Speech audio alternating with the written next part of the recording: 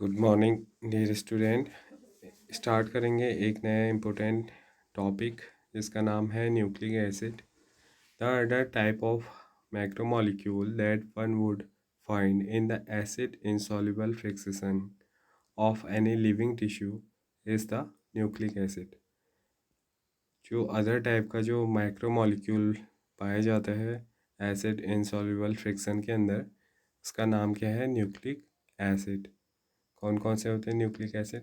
DNA and RNA, deoxy ribonucleic acid and riboxy nucleic acid. These are polynucleotides. ये क्या होते हैं? Polynucleotides, यानी कि न्यूक्लियोटाइड जो यहाँ होते हैं, यहाँ पर ये इनके नंबर काफ़ी ज़्यादा होते हैं। Together the polysaccharide and polypeptides. और इसके साथ साथ पॉलीन्यूक्लियोटाइड के साथ यहाँ पर पॉलीसैकेराइड्स और पॉलीपेप्टाइड भी पाए जाते हैं। These comprise the true macromolecular fixation of any living tissue or cell। तो एक जो मैक्रोमोलिकुलर फिक्सेशन है ट्रू, वो किसका बना रहता है? इन थ्री माइक्रोमोलिक्यूल्स का। For nucleic acid the building block is a nucleotide. Nucleic acid के जो बिल्डिंग ब्लॉक होते हैं वो कौन होते हैं? न्यूक्लियोटाइड होते हैं। ठीक है। अ nucleotide has three chemically distinct components. और न्यूक्लियोटाइड तीन अलग अलग टाइप के डिस्टिंक्ट कंपोनेंट के से मिल करके बना होता है। One is heterocyclic compound, the second is monosaccharide and third is phosphoric acid और फॉस्फेट। तीन चीज़ों से मिलकर के यहाँ पर क्या बने रहते हैं? न्यूक्लियोटाइड बनते हैं, जिसके अंदर हेट्रोसाइक्लिक कंपाउंड के रूप में क्या प्रेजेंट रहती है? एक शुगर। ठीक है, शुगर प्रेजेंट रहती है।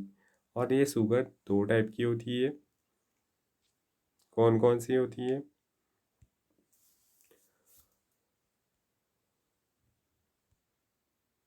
एक होती है डीएनए के केस में डीऑक्सी राइबोज, और आरएनए के केस में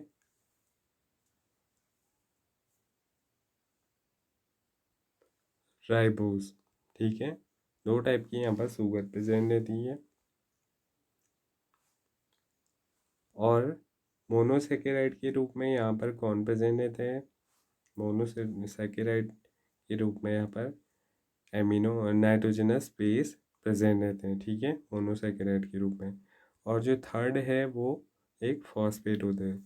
As you notice in figure 9.1, the heterocyclic compound of nucleic acid are the nitrogenous base name adenine, guanine, uracil, cytosine, cytosine and thymine। तो ये अलग अलग टाइप के क्या होते हैं? न्यूक्लिक एसिड होते हैं, जिन सॉरी नाइट्रोजनस बेस होते हैं, जो प्रेजेंट रहते हैं हेट्रोसाइक्लिक कंपाउंड के रूप में। ठीक है। Adenine and guanine are substituted purines, and while the rest are substituted pyrimidines। ठीक है, तो नाइट्रोजनस बेसेस क्या होते हैं? मेनली टू टाइप्स के होते हैं। एक होते हैं प्यूरिन्स। प्यूरिन्स के अंदर कौन कौन से आते हैं? एडेनिन और गुआनिन, ए एंड जी। दूसरे होते हैं पिरीमिडीन्स। ठीक है, पिरीमिडीन्स कौन कौन से होते हैं? Uracil, cytosine and thymine. ठीक है, और यूरेसिल किसके केस में पाया जाता है? यूरेसिल आरएनए के केस में पाया जाता है। डीएनए में यूरेसिल एब्सेंट रहता है। ठीक है। Adenine and guanine are the skeletal hydrocyclic ring is called as purine and pyrimidine respectively. The sugar formed in the polynucleotide is either ribose, a monosaccharide pentose, or 2-deoxyribose। Deoxy ribose sugar किस में पाई जाती है? DNA में पाई जाती है। और ribose sugar जो एक मोनोसेकेराइड पेंटोज है, ये किस में पाया जाता है? ये आरएनए में पाया जाता है। A nucleic acid containing deoxyribose is called deoxyribonucleic acid. एक न्यूक्लिक एसिड जिसके पास डीऑक्सीराइबोज है वो क्या कहलाएगी? Deoxyribonucleic acid, DNA. while the which contain ribose is called a ribonucleic acid। जिसके पास राइबो शुगर होगी उसको क्या बोला जाएगा? आरएनए बोला जाएगा। ठीक है, तो इस प्रकार से न्यूक्लिक एसिड कितने टाइप के हो गए? 2 टाइप्स के, DNA and RNA. DNA deoxy ribonucleic acid, RNA ribo nucleic acid. DNA के अंदर डीऑक्सी राइबोस शुगर है, ठीक है, और आरएनए के अंदर केवल राइबोस शुगर है।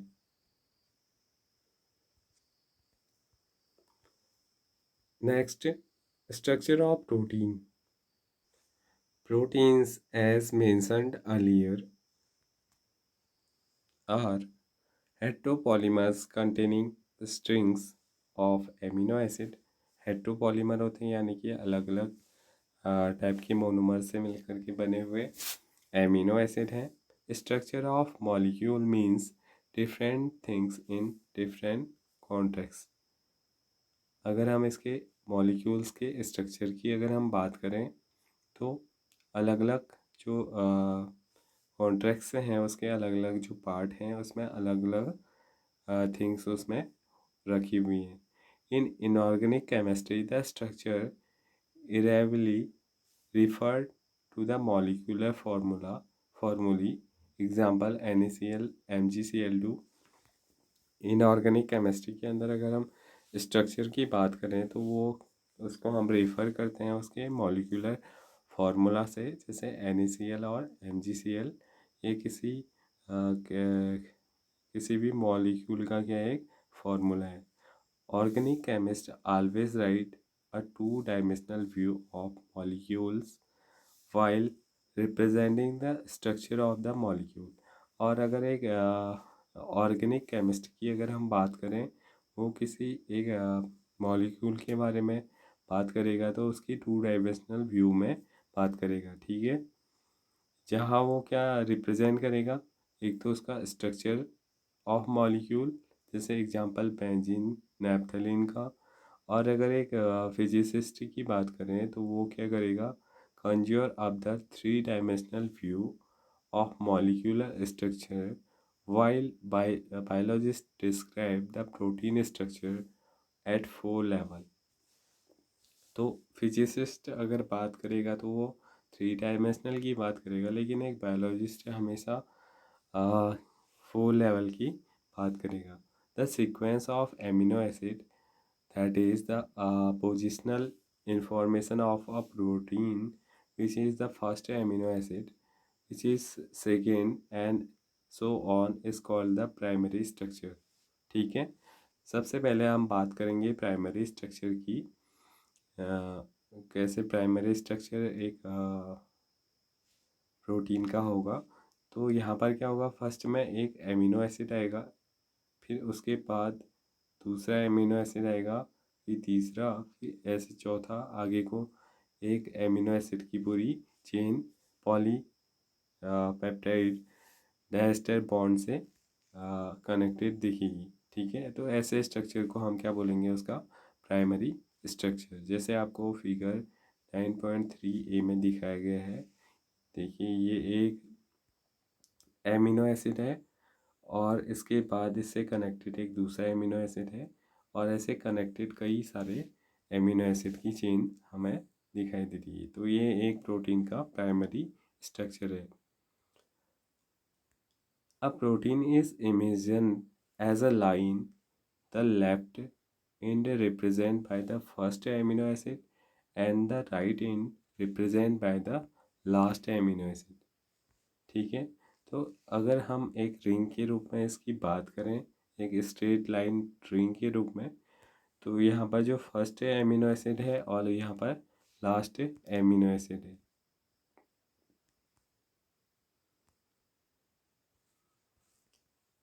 The first amino acid is also called as N-terminal amino acid। और इसके फर्स्ट जो एमिनो एसिड साइड है उसको हम एन टर्मिनल एमिनो एसिड भी बोलते हैं। ठीक है, तो ये इसकी जो इसकी लेफ्ट साइड है वो क्या है, इसकी वो एन टर्मिनल एंड है, और the last amino acid is called the C terminal. और ये वाली जो साइड है ये इसकी सी टर्मिनल एंड है। ठीक है, a protein thread does not exist throughout as extended right rod. The thread is folded in the form of helix, similar to the revolving staircase। तो इस प्रकार से जो पूरी चेन होती है वो क्या नहीं रह पाती है, वो एक हेलिक्स का फॉर्मेशन करती है। ठीक है, और ये हेलिक्स का स्ट्रक्चर जो होता है वो एक रिवॉल्विंग स्टेयर केस के जैसा होता है। कुछ ऐसा शो पीस आपने देखा होगा अपने घरों में, तो ऐसा इसका स्ट्रक्चर दिखाई देता है। Of course only some proteins of the some portion of the protein thread are arranged in the form of a helix। ठीक है, यहाँ पर इसके कुछ पार्ट्स ही क्या बनाते हैं, हेलिक्स बनाते हैं। In proteins only right handed helix are observed. तो यहाँ पर जो हेलिक्स होते हैं वो क्या होते हैं, केवल राइट हैंडेड होते हैं हेलिक्स। ठीक है, यहाँ पर आपको डायग्राम में दिखाई दे रहा है, राइट हैंडेड डायरेक्शन में ऐसे हेलिक्स होते हैं।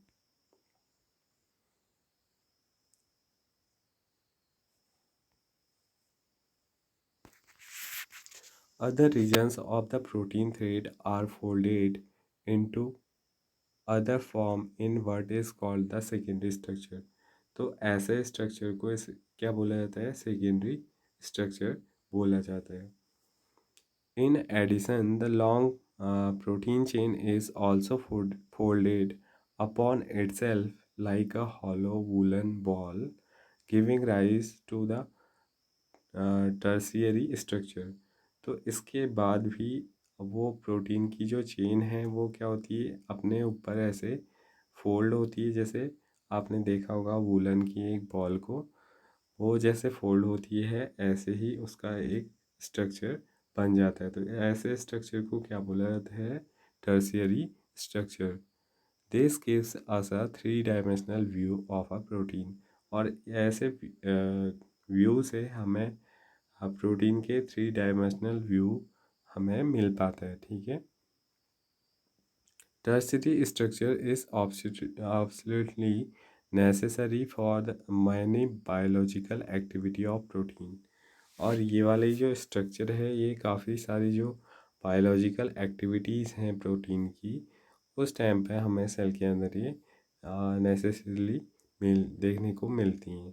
ठीक है, some protein are the assembly of more than one polypeptide और सब unit.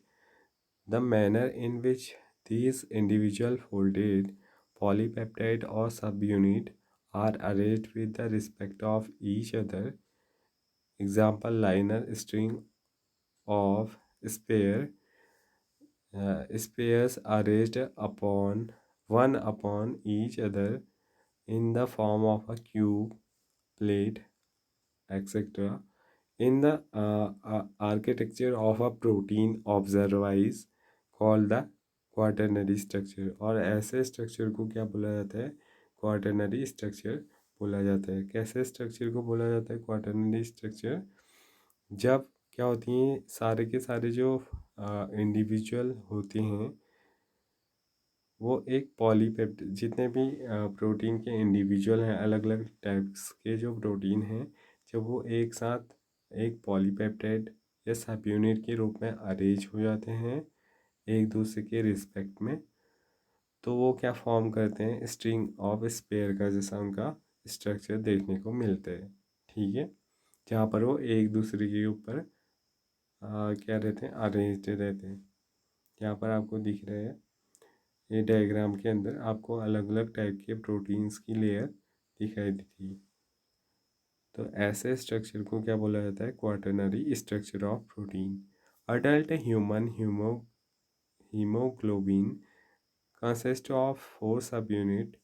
Two of these are identical to each other, hence two subunit of alpha type and two subunit of beta type together constitute the human hemoglobin. तो haemoglobin के अंदर क्या होता है, haemoglobin के जो 4 सब यूनिट होते हैं, ठीक है, उनमें से 2 क्या होते हैं, आइडेंटिकल होते हैं, वो एक जैसे होते हैं, और जो बाकी 2 होते हैं वो भी एक जैसे होते हैं। तो एक टाइप को तो हम अल्फा टाइप बोलते हैं और दूसरे टाइप्स को हम बीटा टाइप बोलते हैं, ठीक है। और इन दोनों के मिलने से ही हमारा हीमोग्लोबिन बन पाता है। Nature of bond linking molecule in a polymer. एक पॉलीमर के अंदर जो बॉन्ड लिंकिंग मॉलिक्यूल होते हैं उनका कैसा नेचर होता है, ठीक है। इन अ पॉलीपेप्टाइड और a protein amino acid are linked by a peptide bond. एक प्रोटीन के अंदर जो पॉलीपेप्टाइड की चेन होती है उसमें एमिनो एसिड आपस में पेप्टाइड बॉन्ड के द्वारा जुड़े रहते हैं, which is formed when the carboxyl group of an amino acid react with the amino group of the next amino acid with the elimination of the water motility moiety. The process is called a dehydration. तो जब एक COH carboxyl group दूसरे amino acid bind होने के बाद एक H2 के molecule का एलिमिनेशन करते हैं, तो इस प्रोसेस को क्या बोला जाता है, डिहाइड्रेशन बोला जाता है। और इस डिहाइड्रेशन की प्रोसेस के द्वारा पेप्टाइड बॉन्ड का फॉर्मेशन होता है, ठीक है। किसके बीच होता है, कार्बो एक एमिनो एसिड के कार्बोक्सिल ग्रुप के और दूसरे एमिनो एसिड के एमिनो ग्रुप के साथ, ठीक है। In a polysaccharide the individual monosaccharide are linked by a glycosidic bond. और अगर हम एक पॉलीसेकेराइड की बात करें तो उसके जो मोनोमर्स होते हैं वो आपस में लिंक्ड रहते हैं, किससे, ग्लाइकोसाइडिक बॉन्ड से। This bond is also formed by dehydration. और इस बॉन्ड का फॉर्मेशन भी डिहाइड्रेशन की प्रोसेस के द्वारा ही होता है। This bond is formed between 2 carbon atom of 2 adjacent monosaccharide. 2 carbon atoms के आपस में ये बॉन्ड का फॉर्मेशन होता है, ठीक है। This in a nucleic acid a phosphate motility link the 3 carbon of 1 sugar to 1 nucleotide to the 5 carbon of the sugar of the succeeding nucleotide.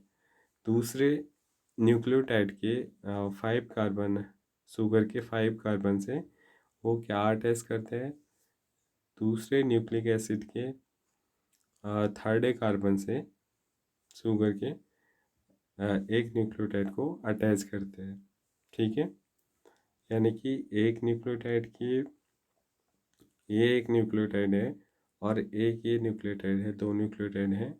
तो इसके थर्ड कार्बन, शुगर के थर्ड कार्बन और दूसरे sugar के 5th carbon के बीच एक क्या बनता है, न्यूक्लियोटाइड का बॉन्ड फॉर्मेशन होता है, ठीक है।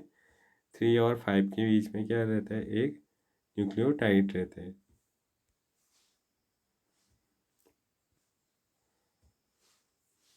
The bond between the phosphate and the hydroxyl group of the nucleotide. और यहाँ पर एक 5th कार्बन पे क्या प्रेजेंट रहते हैं, हाइड्रोक्सिल ग्रुप, और 3 कार्बन पे क्या प्रेजेंट रहते हैं? Phosphate group. As there is one such ester bond on either side, it is called phosphodiester bond. क्योंकि दोनों साइड में न्यूक्लियोटाइड सॉरी एमिनो एसिड और दोनों साइड के जो डीएनए स्ट्रैंड हैं उनके दोनों साइड में क्या होते हैं? दो फॉस्फोडाइएस्टर बॉन्ड बनते हैं. फॉस्फोडाइएस्टर बॉन्ड बनते हैं तो इस वजह से इसे क्या बोला जाता है? Phosphodiester bond. तो आज का लेक्चर यहीं पर कंप्लीट होता है. इससे आगे हम नेक्स्ट वीडियो में देखेंगे. Thank you.